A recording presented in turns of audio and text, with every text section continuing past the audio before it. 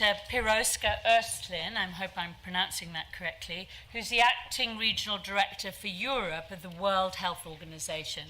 And I have to say, a wonderful background and expertise in this particular subject. PhD in Medical Sciences from Uppsala in Sweden, Associate Professor in Public Health at the Karolinska Institute in Stockholm, appointed Director of the Division of Policy and Governance for Health and Wellbeing at WHO in 2016. So a huge, if you please look, I think, at the CV, because you'll see a huge range of expertise, and she is also a prolific author.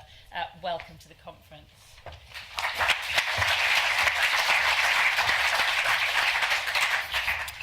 Thank you very much for the nice introduction, ladies and gentlemen, dear colleagues. First of all, I would like to thank you for the kind invitation to this very important event. And I would also like to congratulate the organizers for picking the theme of health in all policies and tackling health inequalities, inequities, because it's very close to my heart. And it actually reminds me of the time in the mid-1980s when I was a young PhD student and visited England and Scotland thanks to a British Council Fellowship Award, and had the opportunity to meet excellent researchers within the health equity field, among others Professor Michael Marmot, John Fox, Peter Goldblatt, Margaret Whitehead, Professor Anthony Seaton in Scotland, Sally McIntyre, etc., etc. So I learned a lot here, and it's nice to be back and talk about these issues once again. But it also reminds me of the very dramatic conclusion of the WHO Global Commission on Social Determinants of Health, which was actually led by Professor Sir Michael Marmot, and I also had the opportunity to contribute to the work of this commission. And I would like to cite the dramatic conclusion after several years of work. The toxic combination of bad policies, economics, and politics is in large measure responsible for the fact that the majority of people in the world do not enjoy the good health that is biologically possible. Social injustice is killing people on a grand scale. I think it's pretty strong, so no wonder that in WHO we have health equity as a priority now for many, many years. So let's see if I can move this. So in my short presentation, I will give a brief background to the equity agenda in the WHO Regional Office for Europe before moving to the work at the local level and the WHO European Healthy Cities Network specifically. So I would like to touch on three key areas which are critical to improving health and health equity outcomes at the local level: social participation, community resilience, and governance for health and well-being. And I will end with some concluding remarks. To start with, I will give the context on how equity fits into the work of the WHO Regional Office for Europe.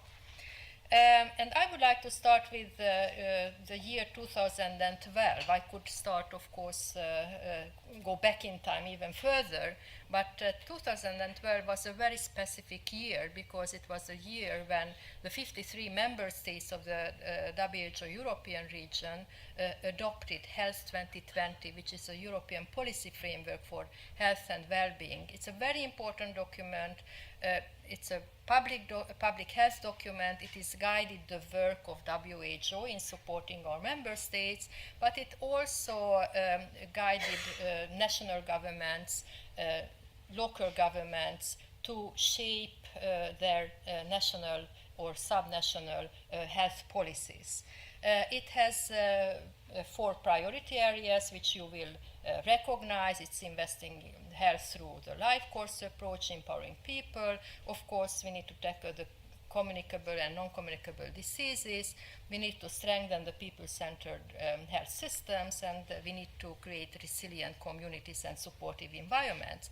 But most importantly, there are two very important strategic priorities, and one is, of course, to improve the health of people, but at the same time also reducing health inequities, and the second is to improve leadership and participatory governance for health, and this can be done through whole of society, whole of government, health in all policies approaches. So this is all there. So it's very nicely fits into the theme also of this conference. So this framework has also been reinforced by the 2030 Agenda for Sustainable Development, the Sustainable Development Goals, which is, of course, fully aligned with Health 2020 in demanding a transformative approach to our major global health challenges in ensuring that we leave no one behind. Currently, the WHO regional office is working on and will release very soon the WHO European Health Equity Status Report. This is a flagship initiative, and this is the first time that we produce such a report.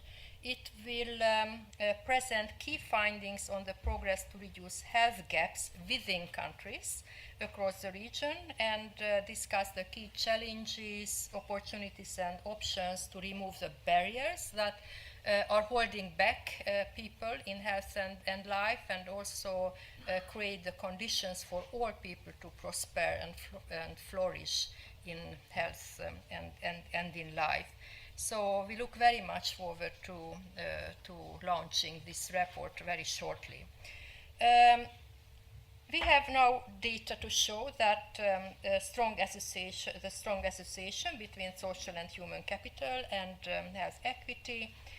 We now understand that low community and institutional trust, a lack of belonging and support, feeling unsafe at home and in society and community, as well as feeling a lack of agency in the decisions that affect us, are critical in determining health and well-being outcomes. So all of these issues are actually tackled by the WHO European Healthy Cities Network as well.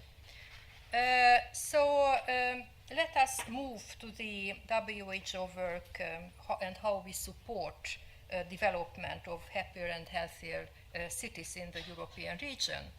In the WHO European region, the Healthy Cities Network covers around 1,400 cities. So it's an enormous number. We have 100 flagship healthy cities, but many of them are also hubs for national healthy cities networks. So actually we are reaching out to a much larger number of cities. And this is extremely important for us because this network is a strategic vehicle for implementing the Health 2020 priorities and approaches, and it is also an excellent platform for implementing the 2030 agenda at the local level. So the map shows these 100 locations of the 100 flagship WHO healthy cities across the European region. Healthy cities has included equity as its priority for over 20 years, and actually it started with the Healthy Cities publication on Solid Facts on the social determinants of health, a very influential publication, actually authored by Professor Sir Michael Marmot together with Agis Tsouros, who has been the WHO lead on healthy cities for many, many years. Now it is Monika Kosinska, my colleague at WHO. This theme is still high priority, and we understand why. The health equity is more important today than ever, and we heard the situation in your country. It's not very cheerful indeed when it comes to the development when it comes to health equity and health in general. So very importantly and most recently, a political vision of the WHO European Healthy Cities Network was encapsulated in the Copenhagen Consensus of Mayors. It was a very important event in Copenhagen back in February 2018 because we managed to invite a large number of mayors from cities and high civil servants from city councils to come and discuss health issues specifically. So they actually published this very, very strong political document, which is for us a guiding document also for future work in how we work with healthy cities. A vast number of global and regional initiatives, agendas, frameworks that are crucial for accelerating progress toward health and health equity is in fact delivered at the local level, and we deliver it through the healthy cities. And you can see some of these frameworks and initiatives on the slides. Let me now turn to the three elements that are crucial for our work to achieve health equity at the local level. And the first is a social participation, as I mentioned, which is considered both as a means for and as a goal of equity policy, health equity policies. So importantly, it is necessary for a more equal distribution of power and for creating greater agency amongst the target populations.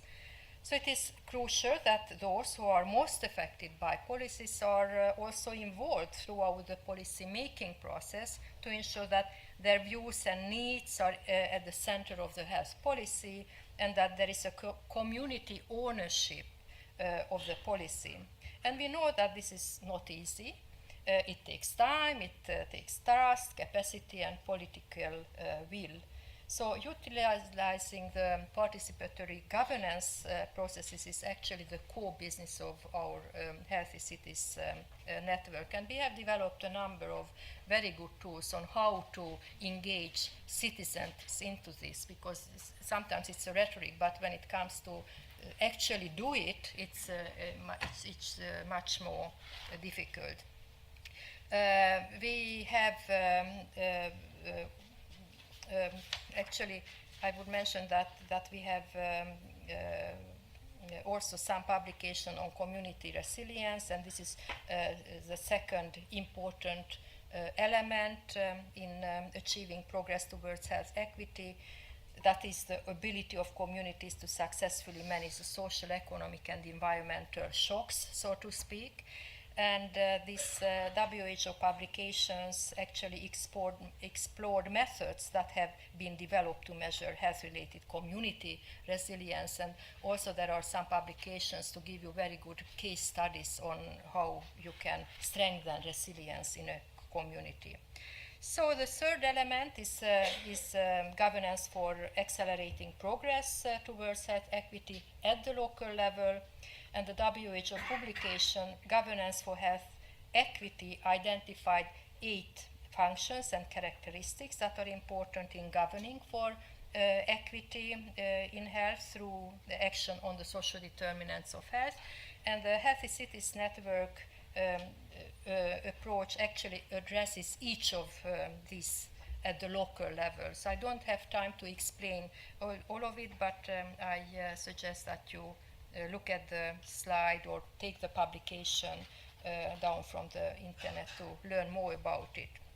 So I have also some good practices. You have heard a lot from the United Kingdom. I have also from Barcelona, Spain. They have a strategy at the urban level, which is specifically looking at health in all policies, called the Health in the Neighborhoods. We have a Welcome project in Italy. It is to integrate asylum seekers, young people into society. We also have an example from the Israel Healthy Cities Network. They are meeting program heads in the community just to coordinate their work and so no duplication is and that work are aligned. So you can find more information about these case studies and also other publications from the Healthy Cities Network, and you can download it from the WHO Healthy Cities dedicated website. So some concluding remarks, and I will be very quick because I'm conscious about the time. Well, progress towards health equity can be achieved at the local level. It's quite obvious. Cities and urban settlements are in the forefront light of public health challenges and community-led responses. Accelerating progress towards health equity requires strong multi- and intersectoral approaches to health and well-being, focusing on social participation, community resilience, and governance and accountability. Sustainable urban development delivered through a healthy cities approach is actually a very good opportunity to contribute to reducing inequities. And ladies and gentlemen, our success in combating health inequalities depends very much on our ability to mobilize collaboration with other policy sectors and secure high political support at all levels of the government. But before I close, I would also like to announce that on the 11th and 13th of June, we are going to have a high-level regional WHO conference on promoting health equity. And it is hosted by the Ministry of Health of Slovenia. So the conference will take place in Ljubljana. It will bring together the member states, delegates, international organizations, civil society to take stock of the progress to date and debate how to make further progress towards healthier and more prosperous lives for all in the WHO European region. And I think it's very important that, that the local level is well represented at this conference. And I'm also very happy to let you know that the Healthy Cities, together with the Region for Health Network, which is also a WHO network and another governance, subnational governance level, they are working together to have a joint statement at the conference, and it will feed into the conference outcome document. So we are trying to get the political commitment to health equity issues strengthened through this conference, and it will be a lot of tools and other material presented and launched, among other the WHO Health Equity Status Report at this conference. So I think I stop here and thank you for your kind attention.